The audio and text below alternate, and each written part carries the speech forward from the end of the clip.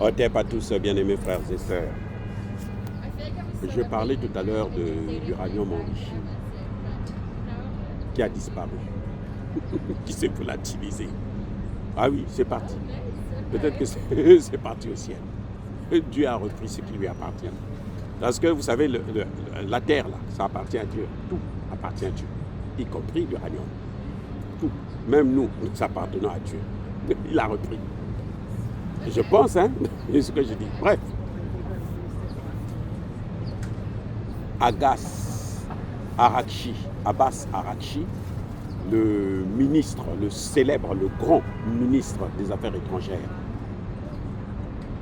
de l'Iran, lors de son dernier passage au Pakistan, a présenté une nouvelle proposition de paix à l'Amérique, à Donald Trump. Que dit-il en substance? Monsieur demande la réouverture du détroit d'Ormuz. Eux, ils sont prêts à réouvrir le détroit d'Ormuz, sans condition, mais sous leur contrôle bien sûr, c'est-à-dire qu'avec le péage. Parce que le péage, ils ne peuvent pas ne pas avoir le péage. Parce que s'il n'y a pas le péage, ben, ils n'auront pas l'argent pour la reconstruction de leur pays. Est-ce que vous comprenez maintenant là où ça se passe? C'est ça le problème. Par contre, l'Arabie Saoudite, le Qatar, le Koweït et autres, là, ils n'auront pas l'argent pour reconstruire leur pays. Eux, l'argent, là, ça viendra du péage. Parce qu'ils savent que l'oncle Sam ne va pas leur donner le péage, dédommager. L'oncle Sam ne va pas les dédommager, c'est pas possible. Alors, eux, ils disent que nous allons réouvrir. Mais l'Amérique doit lever son blocus. C'est inconditionnel, c'est immédiat et voilà. Si on veut la paix, c'est ça. Ça, c'est la première condition. L'autre condition qu'ils disent, qu'ils donnent, qu'ils présentent donc à l'oncle Sam, c'est de dire que nous devrons être dédommagés. Vous devrez lever toutes les sanctions. Et vous devrez nous remettre notre argent gelé. Ils ont plus de 11 milliards. 11 milliards, ouais. Ils ont plus de 11 milliards gelés par l'oncle Sam. Ils disent, vous devrez nous remettre cet argent pour qu'il ait la paix. Vous comprenez?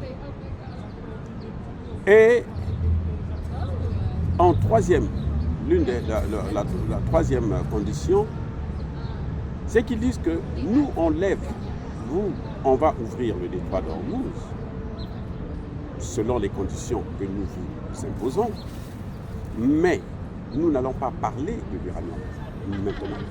L'uranium, on va parler ça après l'ouverture. Ce qui est plus important, c'est d'abord l'ouverture du détroit. Immédiatement, les deux blocus, le vôtre et le nôtre, doivent sauter. 2, les sanctions doivent sauter. 3, nous voulons un dédommagement, en tout cas au moins un engagement pour le dédommagement. 4, ce n'est qu'après que nous parlerons de l'uranium. Alors, qui sort? C'est le secrétaire d'État américain. Et ce type-là, en fait, il n'est pas intelligent. Je vous dis, hein, vous savez, l'intelligence, c'est autre chose. Quand Dieu a donné l'intelligence, c'est certaines personnes. Mais là, je vous dis, il n'y a rien. C'est un tambour vide. C'est un tambour, hein. C'est de bruit, mais il n'y a rien dedans. À l'intérieur, c'est fini, il n'y a rien. Bien aimés frères et sœurs, il sort pour dire que, mais vous dites que l'uranium, on va parler de ça après, mais c'est l'uranium qui est justement le vrai problème. Nous faisons tout ça là, c'est à cause de l'uranium. Bien aimés frères et sœurs. Mais vous ne trouvez pas que c'est ridicule? Comment vous allez dire que nous faisons tout ça à cause de l'uranium, alors qu'à 2 reprises, même pas, à 3 reprises, on vous a donné tout pour avoir cet uranium? C'est vous qui avez bousillé cet accord. La première fois, c'est les accords de 2015, au temps de Barack Obama, qui ont été validés même par l'Organisation des Nations Unies, le Conseil de sécurité de l'ONU, et qui devraient être accompagnés par la levée des sanctions, que vous n'avez pas respecté. Ni l'Amérique, ni l'Europe, personne n'a respecté ces accords. Très bien. On peut mettre un bémol là-dessus. On oublie. Quand Trump arrive, qu'est-ce qu'il fait? La première des choses, c'est de prendre cet accord-là. Il déchire l'uranium. L'accord sur l'uranium, où on laisse les organisations de l'AIEA pour venir contrôler. Et c'est ce qu'ils faisaient d'ailleurs. Jusqu'au dernier jour, ils ont contrôlé ça. Vous avez boycotté ça. Maintenant, vous nous demandez l'uranium. Il y a un problème avec vous. Deuxièmement, en juin dernier, ils sont en train de négocier pour qu'on puisse remettre encore un autre accord qui, selon l'oncle Sam, serait mieux que le premier. D'accord, très bien. On est en train de négocier. Pendant qu'on est en train de négocier, vous venez bombarder. Vous parlez de quel accord? D'uranium. Comment vous parlez d'uranium et chaque fois qu'on veut régler le problème, vous êtes les premiers à boycotter toute solution. Il y a un problème là. Un grand problème.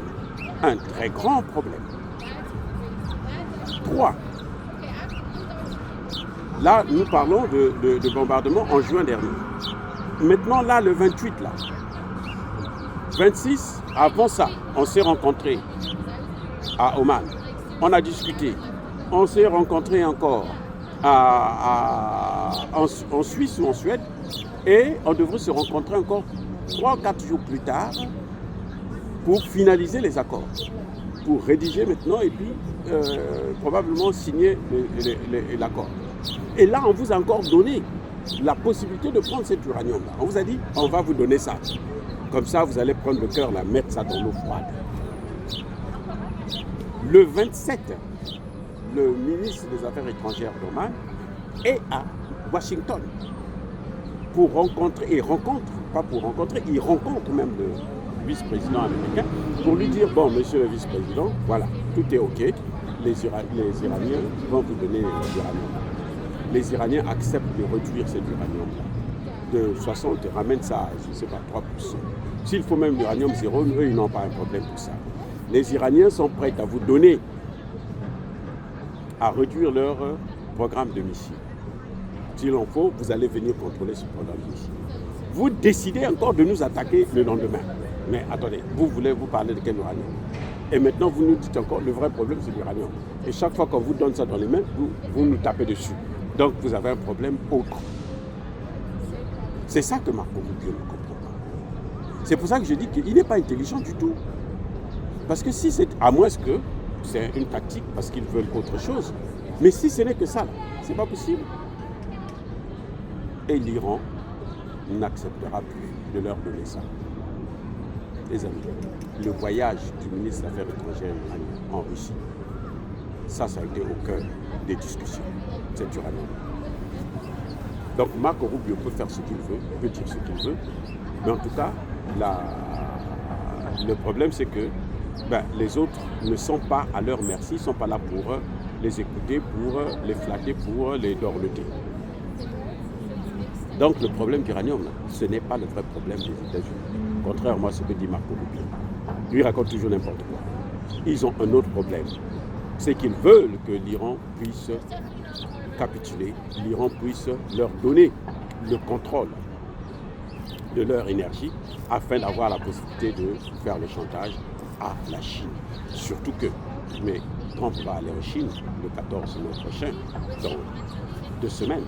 Qu'est-ce qu'il va amener dans ses valises? Pour l'instant, il n'a rien. Soyez bénis. J'ai dit.